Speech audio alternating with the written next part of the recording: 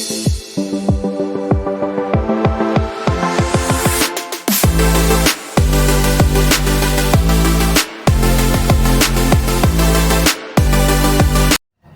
Friends, இன்றைக்கி நம்ம ஒரு சுவையான சட்னி செய்ய போகிறோம். வாங்க அது எப்படி செய்கிறதுன்னு இப்போ நம்ம பார்க்கலாம். இப்போ ஃபஸ்ட்டு அடுப்பில் ஒரு கடாயை வச்சுக்கோங்க. அதில் இப்போ எண்ணெயை சேர்த்துக்குங்க. எண்ணெய் நல்லா சூடாகட்டும். இப்போ எண்ணெய் இப்போ சூடாகிடுச்சு. இதில் இப்போ நம்ம சட்னிக்கு தேவையான காஞ்ச மிளகாவை சேர்த்து வறுக்க போகிறோம். இப்போ இது மாதிரி சேர்த்து நல்லா வறுத்துக்குங்க. காஞ்ச மிளகா நல்லா வறுபடட்டும்.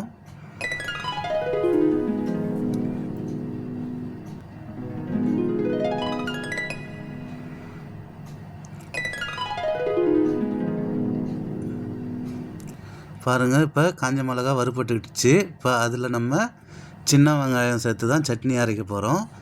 சின்ன வெங்காயத்தை இப்போ சேர்த்துக்கலாம். அதில்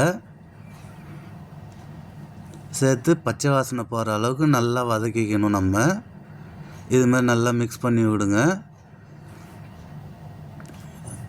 வெங்காயத்தில் இருக்க பச்சை வாசனை போயிட்டு நல்லா வதங்கி வரணும். அப்போ தான் நல்லாயிருக்கும் சட்னி.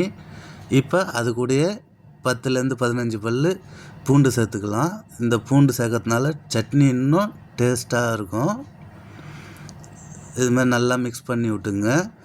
பூண்டு பச்சை வாசனையும் நல்லா போகணும். நல்லா வதக்கிக்கிங்க. இப்போ அதில் கொஞ்சமாக சீரகம் சேர்த்துக்கலாம். சேர்த்து அதையும் நல்லா மிக்ஸ் பண்ணி விட்டுடுங்க. சீரகம் சேர்க்கறதுனால நமக்கு இன்னும் வாசனையாக இருக்கும் சட்னி. இது மாதிரி மிக்ஸ் பண்ணி விட்டுக்குங்க. இப்போ அதில் புளியும் தக்காளியும் சேர்த்துக்கலாம். நம்ம வெங்காயம் எவ்வளோ சேர்க்குறோமோ அதை விட கம்மியாக தான் தக்காளி சேர்க்கணும். இது சின்ன வெங்காயத்தில் செய்கிற வெங்காய சட்னி இது. அதனால் நம்ம தக்காளி அதிகமாக சேர்க்கக்கூடாது. வெங்காயத்தை விட கம்மியாக தான் நம்ம தக்காளி சேர்க்கணும். சேர்த்து இது மாதிரி நல்லா மிக்ஸ் பண்ணி விட்டுக்குங்க. பச்சை வாசனை போகிற வரைக்கும் நம்ம வதக்கணும். இப்போ நம்ம சட்னிக்கு தேவையான உப்பை சேர்த்துக்கலாம். சேர்த்து அதையும் மிக்ஸ் பண்ணி விட்டுடுங்க. நல்லா பச்சை வாசனை போகிற வரைக்கும் இப்போ நம்ம வதக்கிக்கலாம். இந்த சட்னி இட்லி தோசைக்கு அவ்வளோ சூப்பராக இருக்கும். இது மாதிரி நீங்களும் செஞ்சு பாருங்கள். இப்போ ஒரு நிமிஷம் தட்டை போட்டு மூடி வச்சிடலாம். சீக்கிரமாக நமக்கு வெங்காயம் தக்காளிலாம் வதங்கி வந்துடும். பாருங்கள், இப்போ தட்டை ஓப்பன் பண்ணிவிட்டு மிக்ஸ் பண்ணி விடுங்க. நமக்கு கிட்டத்தட்ட வதங்கிடுச்சு. பச்சை வாசனை போகிற அளவுக்கு இன்னும் கொஞ்சம் வதக்கி எடுத்துக்கலாம். நல்லா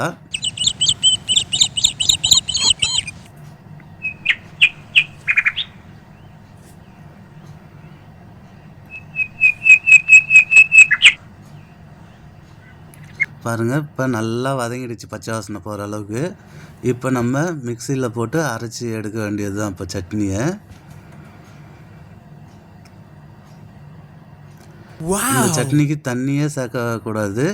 அப்படியே தண்ணி இல்லாமல் வெறும் வதக்கின இதை வச்சு அரைச்சி எடுத்துக்குங்க. இது மாதிரி இப்போ நம்ம சட்னியை தாளிக்க போகிறோம். அதுக்கு அடுப்பில் ஒரு தாளிப்பு கரண்டியை வச்சு எண்ணெய் சேர்த்துக்குங்க. எண்ணெய் சூடாகட்டும்.